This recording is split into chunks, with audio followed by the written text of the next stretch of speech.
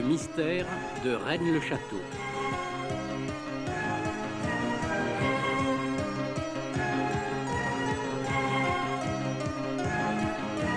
Chronique sauvage sur France Inter. Le village de Rennes-le-Château, dans les monts des Corbières, à 60 km au sud de Carcassonne, en plein pays cathare, dresse encore fièrement sa tête sur son promontoire.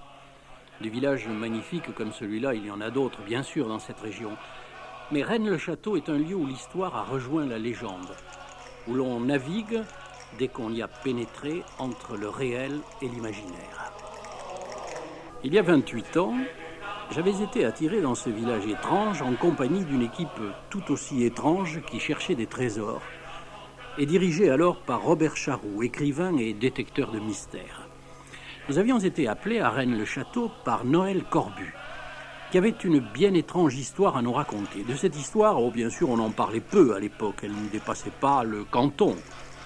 Aujourd'hui, Rennes-le-Château est devenu un lieu où accourent les curieux, les chercheurs, les amateurs de mystères. Les thèses s'affrontent. Rennes est devenue une attraction passionnante pour les uns et rentable pour les autres.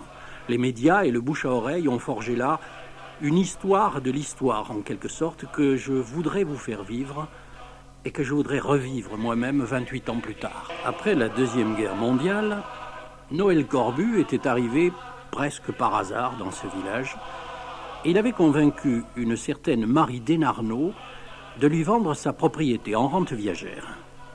Il ne se doutait pas de quel héritage il allait faire. Marie Desnarnaud avait été la servante de l'abbé Béranger Saunière qui avait trouvé à Rennes un fabuleux trésor. Légende, histoire, les deux se mélangent intimement. Pourtant, les faits sont là. En juin 1885, l'abbé Béranger Saunière arrive donc à Rennes-le-Château. Il jouit très vite de l'estime de ses paroissiens. Et 5 ans plus tard, il obtient de la municipalité un crédit pour refaire le maître-autel visigothique et la toiture de l'église. Claire Captier, la fille de Noël Corbu, est persuadé qu'il s'est passé des choses importantes à ce moment-là. Enfin, c'est marqué dans son petit carnet, il a marqué découverte d'un tombeau, le 21 septembre 90, je crois, 91. Et à partir de là, on ne sait pas très bien, mais il a continué ses fouilles.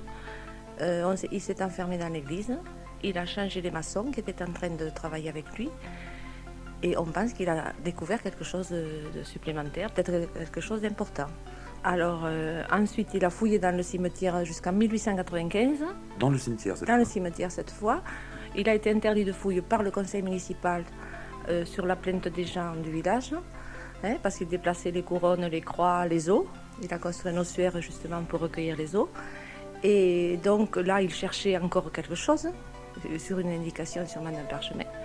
Et c'est à partir de ce moment-là qu'il a commencé à avoir de l'argent et commencé ses travaux. Vous notez qu'en 1990, Claire Captier met tout au conditionnel. Son père, aujourd'hui disparu, nous racontait il y a 28 ans la même histoire, mais il était, lui, plus affirmatif. Il parlait même de 120 tonnes d'or. 120 tonnes d'or pour la simple raison que l'on parle dans les listes de trésors de 18 500 000 pièces d'or en nombre. Ce n'est pas un chiffre que j'ai inventé. Alors vous avez calculé en multipliant... En multipliant à peu près le poids de la pièce d'or de l'époque pour arriver à ce tonnage. Je crois que l'on peut dire tout de suite que c'est un chiffre fantaisiste, car 120 000 kilos représentaient à peu près la totalité de l'or monnayé que le monde connut avant le XVe siècle. C'est possible. Moi, je me réfère à des archives qui donnent une indication de nombre. Même pas de poids, mais de nombre. Il y a 28 ans, les preuves de la richesse subite de l'abbé Saunière se trouvaient entre les mains de Noël Corbu. Aujourd'hui, il semble que certaines pièces du dossier se soient égarées, mais les livres de comptes restent et sont éloquents. Des dettes, des emprunts et soudain la richesse.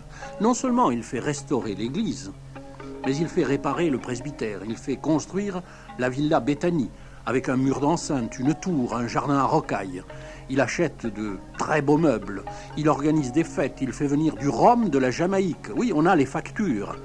Une vieille de Couisat se souvient d'avoir vu monter à Rennes des tombereaux de langoustes. Marie Desnarnaud commande des robes à Paris. La fortune a tourné la tête du prêtre qui sombre dans la mégalomanie. Il prête de l'argent à la municipalité, à toute la région. Alors ses supérieurs s'inquiètent, lui demandent des explications. On a les lettres de l'évêché. On le convoque à Rome. Et finalement, le Vatican prononce contre lui l'interdiction. On possède aussi ce document. Mais cela n'impressionne pas l'abbé Saunière. Il poursuit son œuvre de mécénat. Et le 22 juin 1917, une cirrhose du foie l'emporte. Marie Desnarnaud devient maîtresse des lieux et détentrice du secret. Mais elle reste cloîtrée. Elle ne reçoit personne. L'histoire de Rennes-le-Château s'assoupit. Jusqu'à l'arrivée de Noël Corbu en 1946. C'est votre père, Claire Captier, qui va bousculer le mystère. Je pense que c'est mon père qui a ressuscité l'affaire. On le lui reproche d'ailleurs, puisqu'on dit qu'il a fait du marketing, mais en fait c'était exact, puisqu'il a voulu ouvrir un restaurant en 1955. Il rachète la maison à Marie Desnarnaud. À Marie Desnarnaud, oui, en Viager, sur les conseils d'un instituteur de Bugarache, parce que Marie était quand même assez fermée. Elle ne tenait absolument pas à vendre le domaine. On a à peu près une trentaine de brouillons à elle où elle indique qu'elle ne peut pas se séparer du domaine, à aucun prix. Et donc elle était dans une gêne assez grande, puisqu'il y avait des impôts qui dataient depuis la mort du curé pratiquement, qu'elle n'arrivait pas à payer. Elle ne disposait pas de liquidité à ce moment-là. Non. Elle dit dans un de ses brouillons qu'elle a des meubles, du linge, de tout, sauf de l'argent. Mais à ce moment-là, elle dit aussi, je crois, à qui veut l'entendre, qu'elle connaît en tout cas une partie du secret. Et oui, c'est-à-dire, elle disait aux gens, mais en patois, à ça du curé, je ne veux pas y toucher. Donc on peut penser qu'elle était au courant de certaines choses. Ou peut-être l'abbé avait amassé de l'argent quelque part, mais elle ne voulait pas y toucher. Finalement, elle a fini sa vie assez pauvrement. Tout à fait pauvrement. C'est-à-dire, à la mort du curé, elle n'a plus d'argent. Enfin, mon père a mis quand même 2 ans à la convaincre, parce qu'elle était très méfiante et très... Marie est morte en janvier 53. Et là, moi j'étais jeune, et donc je n'ai pas une idée très correcte peut-être de ce que faisait mon père à ce moment-là. Je pense que là, il a davantage fouillé dans les papiers, moi aussi d'ailleurs. Et je vous dis, en 55, il a ouvert le restaurant. Et c'est là où il a développé l'affaire, où il l'a fait connaître. Il y a eu des journaux.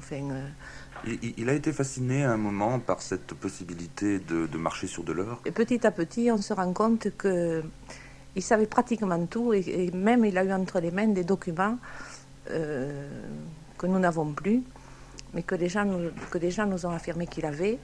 Et Marie aussi lui a dit des choses que moi je ne sais que maintenant. Oui, madame, votre père avait des documents qui ont sans doute disparu, puisqu'il y a 28 ans, il nous parlait de pièces à conviction dont on ne parle plus aujourd'hui. Vous le constaterez tout à l'heure, quand par la magie de la radio, nous ferons avec lui une chasse au trésor. Vous étiez alors une petite fille. Mais je pense que cela a mis l'eau à la bouche de ceux qui nous écoutent et qu'il est temps de monter à Rennes-le-Château. C'est ce que nous faisons en compagnie de notre reporter Stéphane Mallard et de monsieur André Gallo, journaliste du Midi Libre. Lorsque l'abbé Saunière est arrivé ici en 1885, c'était à peu près comme dans l'état où on le trouve aujourd'hui, ou bien c'était vraiment différent? Non, pratiquement comme on le trouve aujourd'hui. Rennes-le-Château n'a pas tellement changé. La physionomie de Rennes est toujours la même. Il y a toujours ces vieilles maisons, quelques rares constructions, quelques vignes qui s'accrochent au coteau là, mais c'est rare, c'est très pauvre quand même ici. C'est un rocher, c'est un piton rocheux qui est très pauvre dans le fond ici. La vie, c'est assez austère comme vie. Un peu d'élevage, un peu de vigne.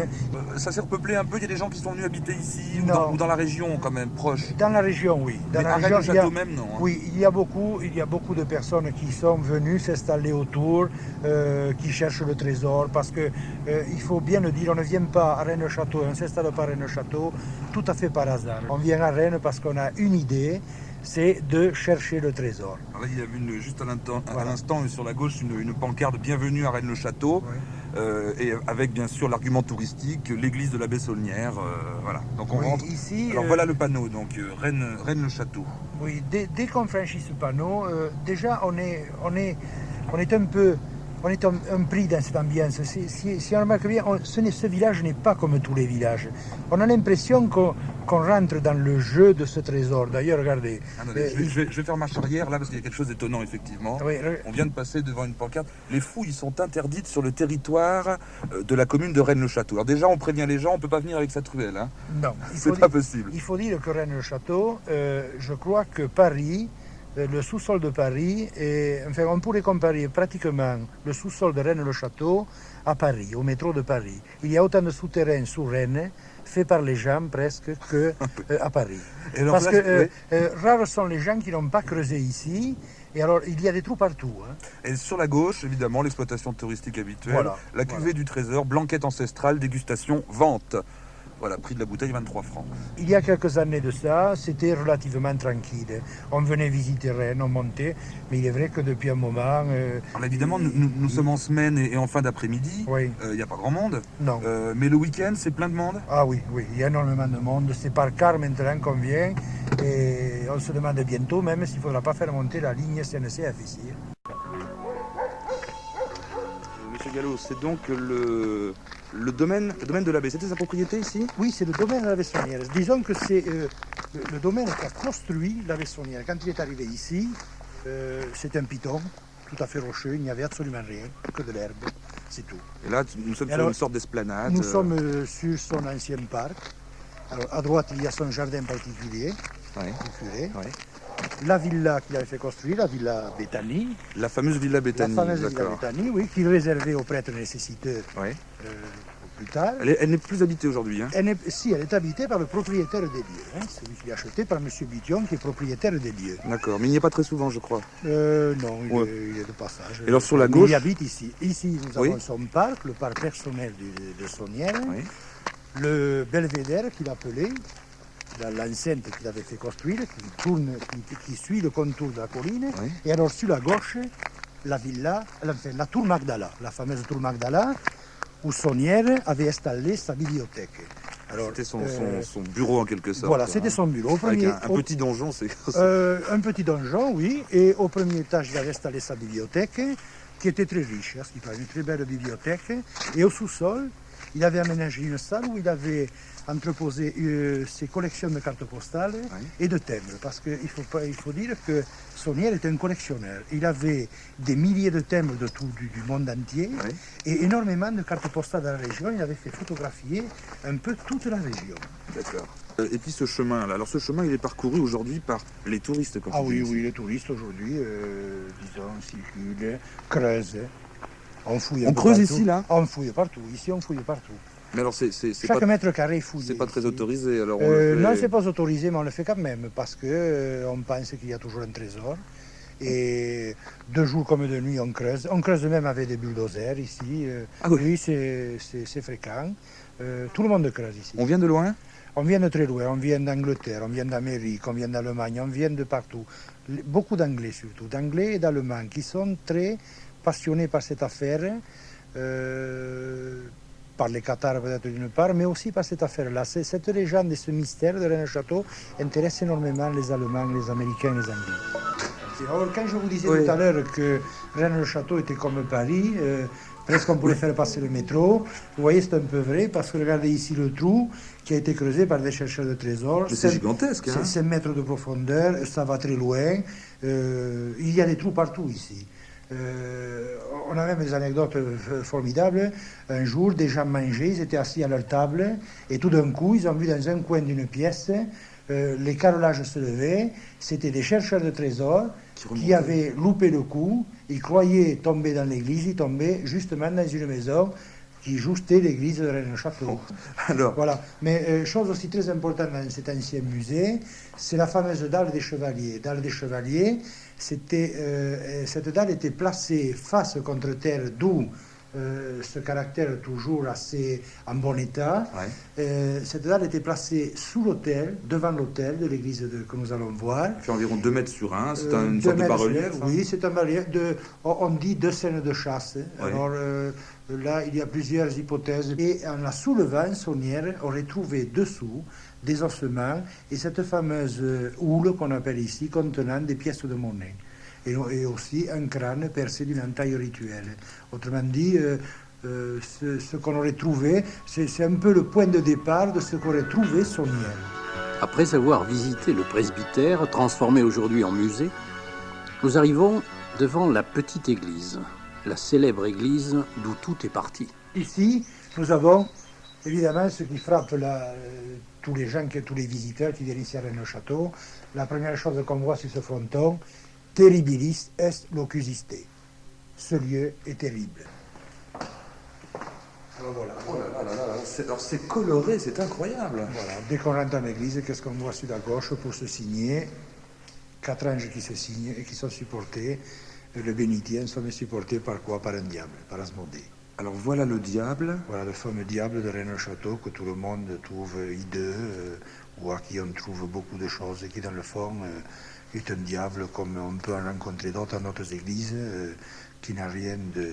Alors ce qui est très étonnant quand même, ce qui frappe quand on arrive ici, c'est les couleurs. Ah, alors c'est les ça couleurs. c'est vraiment incroyable. Ouais. C'était ce qu'avait voulu l'abbé Saunière? Oui, c'est ce qu'a voulu l'abbé Saunière. Toutes ces statues ont été commandées par Saunière. Saunière a trouvé une église. L'église était entièrement en ruine. C'est une église qui était vide. Il n'y avait que quelques bancs. Il y avait un autel qui était simplement une pierre. Alors les uns disent un pilier, les autres 2, qui supportaient une dalle. L'histoire rapportée par Noël Corbu, le premier à avoir sérieusement cherché à percer le mystère, affirmait que la genèse du trésor remonte à février 1250. À cette date, la révolte des pastoureaux déclenchée dans le nord de la France battait son plein et la vague des cerfs et des gueux déferlait vers le midi. Blanche de Castille, régente de France, vint à Rennes-le-Château, qu'on appelait alors Rédé, pour y mettre à l'abri le trésor de France. Notez en passant que cette citadelle passait pour imprenable et se situait sur la route d'Espagne où Blanche de Castille pouvait trouver refuge. Elle fit donc déposer le trésor dans une salle souterraine qu'aurait retrouvée l'abbé Saunière grâce à des documents. Ça, c'est la version de Noël Corbu. Mais on explique mal que le trésor soit demeuré intact si longtemps, surtout lorsque Saint-Louis, quelque temps plus tard, eut besoin de subsides que sa mère pouvait donc lui fournir. Alors Saint-Louis connaissait-il le secret de Rédé? L'a-t-il confié à son tour à son fils, Philippe le Hardi? Celui-ci l'a-t-il caché à Philippe le Bel, qui lui aussi avait tant besoin d'argent? Bref, Rédé, devenu Rennes-le-Château, aurait gardé son secret d'après Noël Corbu. Et c'est là que commence la véritable histoire du trésor perdu et retrouvé. Aujourd'hui, Marcel Captier est notre nouveau guide dans ces lieux mystérieux. Voyons un peu ce qu'est devenu notre histoire de 1963. On dit justement que c'est sous peut-être le pilier de cet hôtel que réside le mystère, que résidait le mystère du trésor. Voilà, parce que la version presque officielle maintenant veut que Saunière ait trouvé dans ce pilier des documents. Or, moi, je peux vous affirmer que le sacristain qui était mon arrière-grand-père, le sacristain de l'abbé Saunière, et les maçons qui ont travaillé n'ont jamais raconté cette version. Ils ont dit qu'ils avaient trouvé une marmite avec des pièces d'or au pied du pilier dans le sol. Et ce pilier n'est pas creux. En plus, je peux le prouver, il est visible, il n'est pas creux. Alors, qu'est-ce qu'il y a dans cet endroit comme interprétation un petit peu folle, comme mythe, comme légende, que les gens viennent ici observer, regarder ou chercher même encore autour du trésor de l'abbé Saunière? Il y en a une foule, il y en a une quantité. Il y a celle de Henry Lincoln, qui est un Anglais, qui a écrit l'Énigme sacrée, qui parle du secret mérovingien et qui prétend que dans les tombeaux qu'a trouvé l'abbé Saunière dans l'église, il y avait donc la dépouille de Sigebert IV, le fils d'Agobert qui avait été assassiné, et qu'il gardait le secret des mérovingiens avec lui. Il a trouvé ces fameux documents qui expliquent la généalogie des rois, des mérovingiens surtout, qui seraient issus du Christ, du mariage du Christ et de Marie-Madeleine. Vous voyez, c'est une des hypothèses les plus folles. Ah oui, d'accord, oui. Parce que ça remet en question tous les fondements de l'Église, du Christ. Et sous nos pieds, là, on a creusé. Il y a des gens qui sont venus le soir ou dans la journée, quand il n'y avait personne, pour essayer de trouver, de gratter, de trouver des passages secrets, de trouver des cryptes ou des choses comme ça. Il y a eu des fouilles, moi je n'étais pas là à l'époque, enfin maintenant les années 60, il y a eu des fouilles plus ou moins sauvages. Certaines fouilles ont été menées par l'évêché, paraît-il. Donc sous la surveillance, avec l'autorisation de l'évêché, par le docteur Malacan et d'autres personnages de la région. Ils ont creusé devant l'hôtel l'emplacement supposé de la dalle des chevaliers. Monseigneur a retrouvé les tombeaux.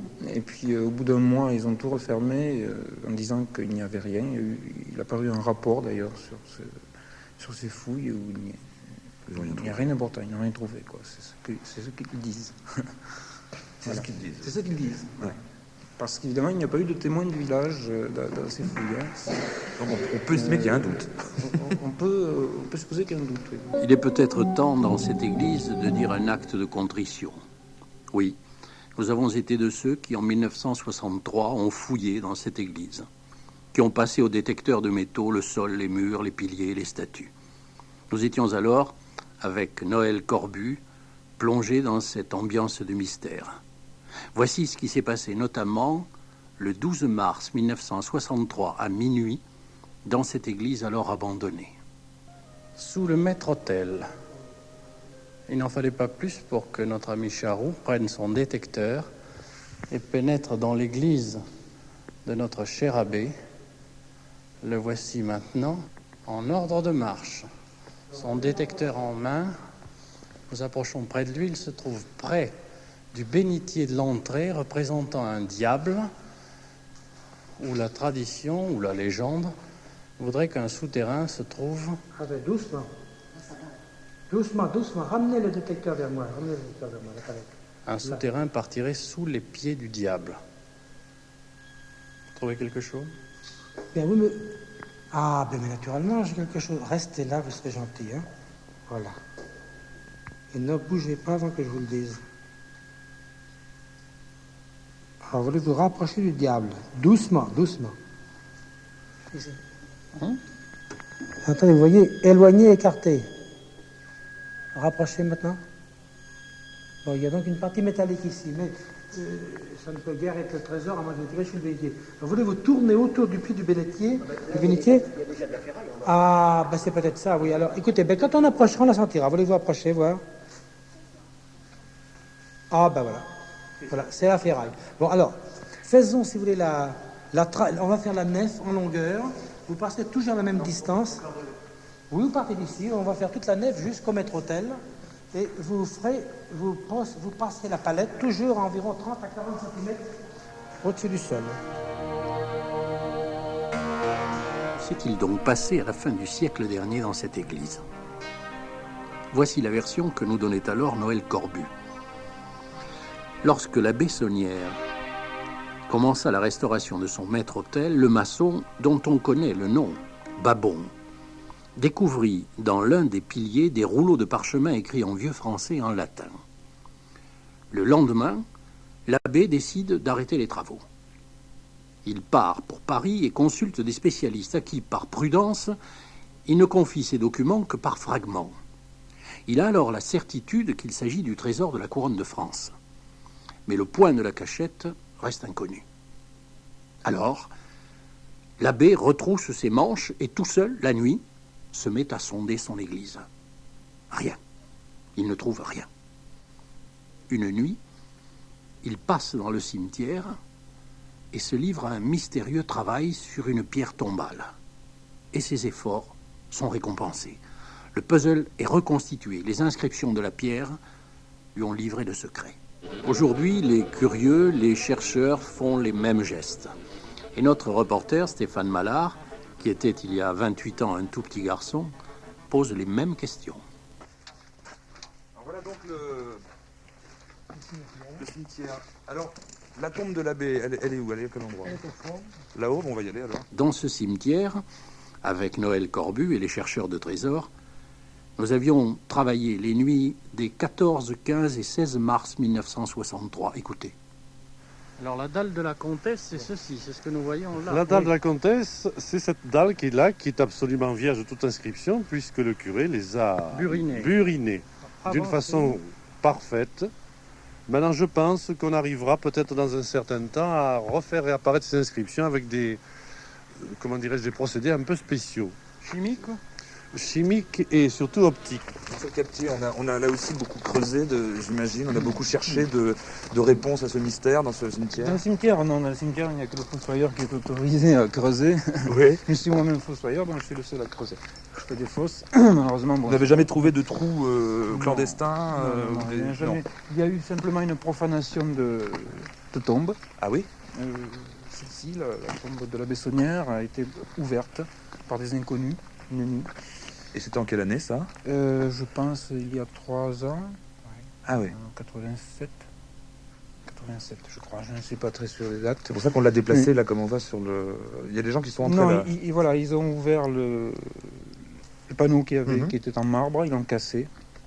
Ils seraient rentrés à l'intérieur. Enfin, d'après l'enquête de gendarmerie, évidemment, il y a eu une plainte.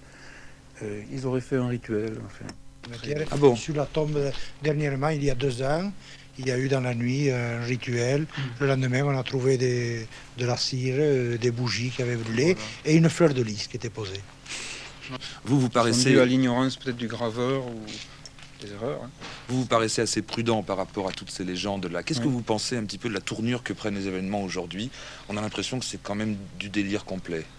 Oui, tout à fait. Je pense que l'affaire est exploitée à tous les niveaux, sur le plan littéraire surtout. On raconte... c'est un mystère. C'est un mystère, évidemment, l'affaire de Saunière. C'est une histoire d'argent, en fait. Il a eu beaucoup d'argent, on ne sait pas d'où vient cet argent. Donc, tant qu'on ne le saura pas avec précision, on pourra imaginer...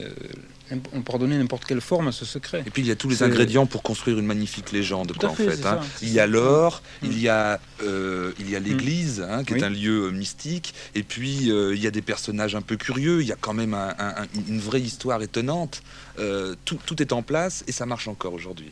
Ça marche encore. Au départ, certains ont cru que c'était un canular, l'affaire de Rennes-le-Château, mais un canular serait vite retombé dans l'oubli. Ça fait 20 ans que ça dure. Qu'a trouvé au juste la Bessonnière? Et où l'a-t-il trouvé? Marie Desnarnaud détenait-elle le secret et pourquoi n'a-t-elle pas voulu le livrer? Le mystère reste entier et il intrigue, il excite d'autant plus les chercheurs. Rien ne prouve aujourd'hui que Noël Corbu avait raison et qu'il s'agit du trésor de Blanche de Castille. Certains pensent plutôt au trésor d'Alaric, d'autres penchent pour le trésor des Cathares, en tenant compte que Rennes était la 2e citadelle après Montségur. On parle aussi du trésor des Templiers. Sur l'histoire de Rennes-le-Château, que nous découvrions il y a 28 ans, il existe aujourd'hui des centaines de livres, de revues, d'articles. Les thèses les plus étonnantes sont proposées. On trouve à Rennes ou dans les environs des personnages tout aussi insolites que les lieux. Par exemple, monsieur Jean de Rigny, qui serait la réincarnation de Guillaume de Lille, guerrier cathare mort au siège de Montségur. Voyez, nous sommes assez loin de l'histoire de la Bessonnière. Allons-y quand même. Ce lieu, qu'a-t-il de particulier? Eh bien, ce lieu a de tout temps été un très haut lieu spirituel. Voilà. Il y a eu alors les cathares ici, qui étaient, contrairement à ce qu'on peut dire, avec les Templiers à cet endroit-là. Mais c'était les ordres ésotériques. Avant eux, il y avait les Romains. Or, on trouve dans les archives, moi j'ai lu d'ailleurs dans les archives officielles, que dans la vallée de la Salse, il y avait les Romains qui avaient élevé des temples à leur divinité. Dans cette vallée. C'est un lieu sacré depuis toujours. Avant les Romains, il y avait les druides. Et alors on remonte jusqu'à l'Atlantide avec ça.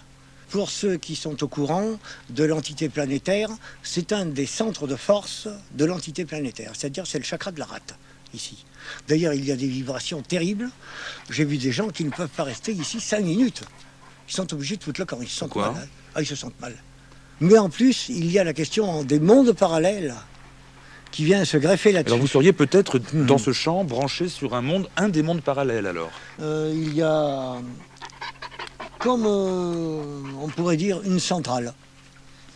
Une centrale? Oui, on se croirait dans une imprimerie. Vous voyez, on entend des rotatives tourner. Mais où ça? Dans un champ?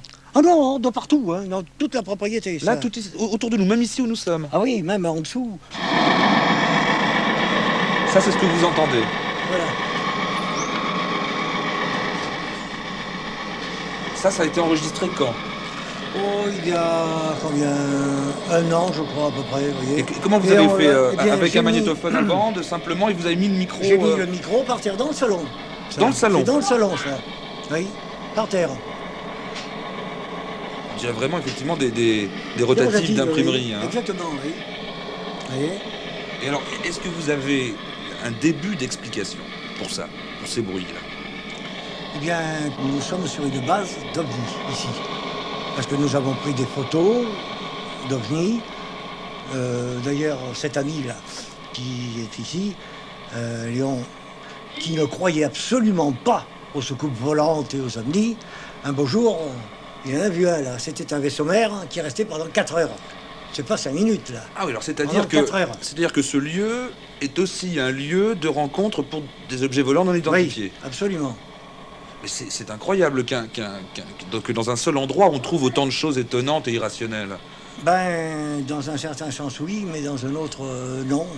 Vous n'avez jamais eu envie de creuser pour savoir? Ah ben non, je sais ce qu'il y a, de toute façon. Parce que il y a des savants étrangers. Ils étaient venus avec le secret. C'est pour ça que je ne donne aucun nom, ni évidemment. Mais c'était de la NASA qui était venu. Et ils avaient apporté un magnétomètre à protons. Et là, alors, avec cet appareil, on a quadrillé un endroit que je leur avais fait voir, où il y a des monuments assez curieux. Et au milieu, il y a eu des variations de champ magnétique assez forts. Une fois que ça a été terminé, ils ont passé ça à l'imprimante, à l'ordinateur, qui a découpé le sol, qui a passé le sol en radiographie. Et alors, j'ai vu, moi, les résultats. Vous avez à 20 mètres de profondeur, exactement, une coupole métallique d'une épaisseur de 1 mètre, avec 3 mètres de flèche, sur 15 mètres de largeur et 30 mètres de longueur. Donc ça fait partie de la base spatiale, ce truc-là. Donc c'est, selon vous, très clair, c'est une base aérienne installée ici par les extraterrestres depuis des millénaires. Hein. Au pied de la colline, Elisabeth Van Buren anime un centre d'astrologie. Et si le trésor de la baie Saunière la laisse froide, en revanche, elle estime que la région de Rennes est exceptionnelle sur le plan ésotérique. C'est très très ancienne, cette région. C'est un lieu très sacré. C'est sacré dans le temps d'Atlantis, dans le temps d'Égypte ancienne. C'est tout le temps connu par les initiés que ce lieu est vraiment la balance, le point de balance de toute la Terre entre l'Est et l'Ouest. Et c'est très important. Ça, la raison ici, nous sommes dans le phénix de Rennes-le-Château. C'est un grand oiseau qui est l'oiseau de résurrection. Et ce phénix représente la balance de la lumière et le noir. C'est en quelque sorte le centre de la Terre, le centre de la planète? Oui, pour moi c'est ça. Hein. C'est vraiment le centre de l'énergie qui est la balance de le noir et le blanc, la droite et la gauche, l'homme et la femme, comme ça. Vous êtes persuadé qu'ici, à Rennes-le-Château, une grande catastrophe va se dérouler, annonçant la fin du monde? Je n'ai pas dit que c'est ici la catastrophe, je dis que c'est une catastrophe planétaire. Et que le message ici vraiment explique la raison pour cette catastrophe et que nous sommes dans un changement de vibration du temps. Michel Gaillot, lui, est alchimiste. J'ai découvert sur le terrain tout un chemin initiatique correspondant à une voie alchimique, à une voie donc sèche alchimique. Ce symbolisme est largement étendu dans l'église de Rennes-le-Château. C'est une église symétrique, très symétrique. Le noir, le blanc, toujours qui revient. Des couples, par exemple, vous avez Marie-Madeleine qui fait face à Saint-Antoine. Marie-Madeleine avec un livre ouvert en face, Saint-Antoine avec un livre fermé. Le livre fermé représente donc en alchimie la matière première. Le livre ouvert, donc le mercure, ce qu'on appelle mercure philosophique, donc une matière élaborée. Sur le terrain, on va le retrouver. Parce que l'entrée d'un labyrinthe, il faut bien qu'on le trouve. Et ce qu'on va trouver, effectivement, c'est ça, un labyrinthe souterrain. Avant d'arriver à ce labyrinthe, il va y avoir tout un cheminement. Toute la région a été occultée par une voie donc alchimique. Pour, disons, accéder à une entrée véritable qui existe. Dans la région, ici. Dans la région, et un labyrinthe souterrain pour accéder à une grotte sacralisée magdalenienne. On pense que dans la région, il y aurait un temple de l'Atlantide. Dans ce lieu, il y a quoi? Il y a la connaissance, il y a un message de paix inconnu des humains aujourd'hui, il y a un trésor, et qu'est-ce qu'on y trouve?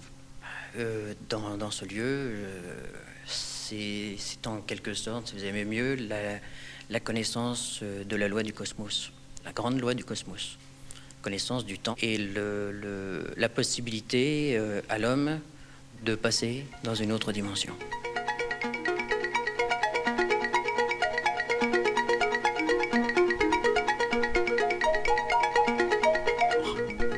Mais les habitants de Rennes-le-Château, que pensent-ils, eux? Quelle est leur version?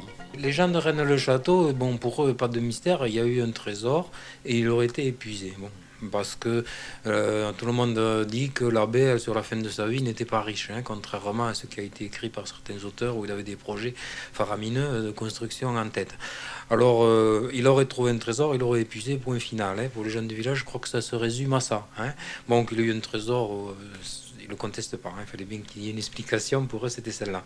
Alors pour les gens de la région, c'est une autre chose, parce que ça touche surtout, maintenant ça a dévié un peu, c'est-à-dire autant de mon beau-père c'était la recherche pure d'un trésor matériel, hein, puisque lui il parlait du trésor de Blanche de Castille. Maintenant on est plutôt au niveau d'un trésor plus spirituel, ça rattache davantage au Qatar, aux Templiers, à tout ça. Mais les gens y croient beaucoup, ils pensent, on a beau leur dire voyez les faits, pour eux ils sont pas convaincus, ils sont persuadés que c'est vraiment un lieu privilégié qui a quelque chose. En 30 ans, avant que les touristes arrivent, il y a eu aussi des chercheurs de trésors, non? Oui, il y a eu des chercheurs de trésors. Alors au temps de mon père, là, ça a été quelquefois très amusant parce que chaque client de l'hôtel était pratiquement un chercheur de trésors. C'était quand même le but de leur visite. Il y a eu des dégradations dans l'église ou autour? Dans l'église, oui. Depuis que nous sommes partis en 65, il y a eu des fouilles clandestines, des gens qui se sont fait enfermer la nuit dans l'église. Pourtant, elle n'est pas grande. Hein. Et non, le carrelage est soulevé, je ne sais pas si vous avez vu, il est tout écaillé. Je pense que même les marches de l'hôtel ont été enlevées. On a enlevé l'estrade parce qu'elle était toute abîmée. Je pense qu'il y a eu des fouilles quand même assez déplaisantes, quoi. On y a mis presque tous les trésors à Rennes, qu'ils soient templiers, qu'ils soient Qatar, Siena, le trésor de Salomon.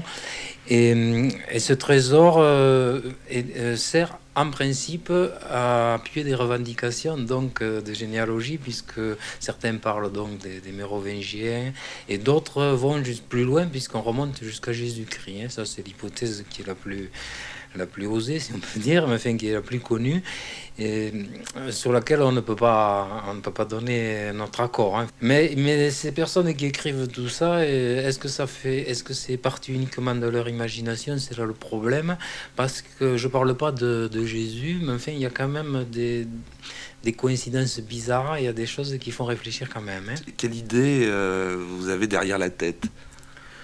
Que l'abbé a été détenteur de documents très importants qui sont venus échoir à Rennes, on ne sait pas trop pourquoi, et peut-être à l'époque des Visigoths ou avant ou après, et que c'est quelque chose qui peut-être actuellement n'est pas d'actualité comme à la fin du siècle dernier, mais enfin qui a toujours son importance. On n'a pas trouvé un gramme d'or depuis...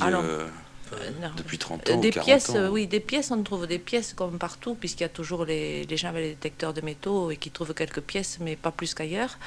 Et on raconte quand même que dans la région, on a trouvé soit des statuettes en or, des choses comme ça. Ça se raconte. Puis il y a eu des mines d'or, il y a des mines d'or par loin de Rennes-le-Château. Hein, on parle de l'or des Tectosages, etc. Il y a toujours eu une histoire d'or. Et l'or des Visigoths, bien sûr, qui a disparu dans la région, hein, et que peut-être la Bessonnière a transformé et monnayé, etc. C'est surtout ces Visigoths qui ont quand même laissé leurs traces, qui sont restés longtemps, dont on connaît peu de choses, qui peut-être sont à l'origine de cette fabuleuse histoire. Est-ce que vous pensez qu'on trouvera la solution un jour? On le pense, oui. Enfin, on trouvera quelque chose, pas forcément la solution totale. Le mystère, c'est presque plus beau pour la légende que la réalité en même temps. Alors je pense que les gens viennent à Rennes-le-Château, c'est un phénomène social depuis très longtemps parce qu'ils cherchent quelque chose. On est au siècle où les gens cherchent quelque chose. Ils ont besoin de trouver quelqu'un au-dessus d'eux et peut-être c'est à Rennes-le-Château qu'ils viennent le chercher.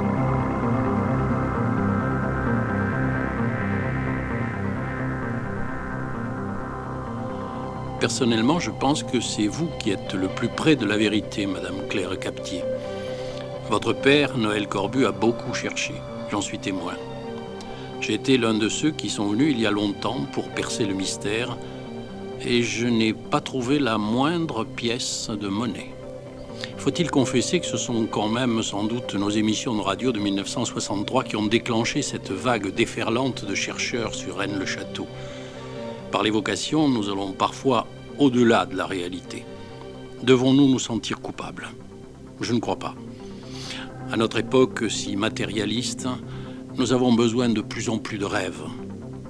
C'est vrai qu'en quittant Rennes-le-Château, nous ne sommes plus tout à fait comme quand nous sommes arrivés. Nous sentons quelque chose en plus.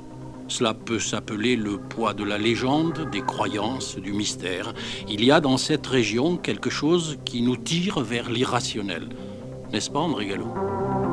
On se trouve dans une région où, à travers ces tours, on voit beaucoup de légendes, et apparaissent beaucoup de légendes. Il y a les légendes qui touchent au Qatar, il y a les légendes qui touchent aux Templiers, et on en a un exemple à côté, puisque une certaine nuit de l'année, on entend des cloches remonter du fond d'un puits, qui sont les lames des Templiers revenant sur terre pour... je sais pas, pour amener quelques messages. Et puis les légendes sur Rennes, et ce côté occultisme est partout présent ici. On parle toujours d'ésotérisme, l'ésotérisme est partout présent à Rennes-le-Château. Dans la région, vous aimez le secret, vous aimez vous raconter des histoires d'occultisme? Oui, je crois que les gens ne toléreraient pas aujourd'hui que ce côté légendaire qui nous entoure peut-être disparaisse. Reportage Stéphane Mallard. Prise de son Alain Chéroux. Archives de l'INA Françoise Macchioni. Mixage Olivier Berotte et Jean Fèvre. Réalisation Marie-Laure Collin. C'était Chronique sauvage de Robert Arnaud.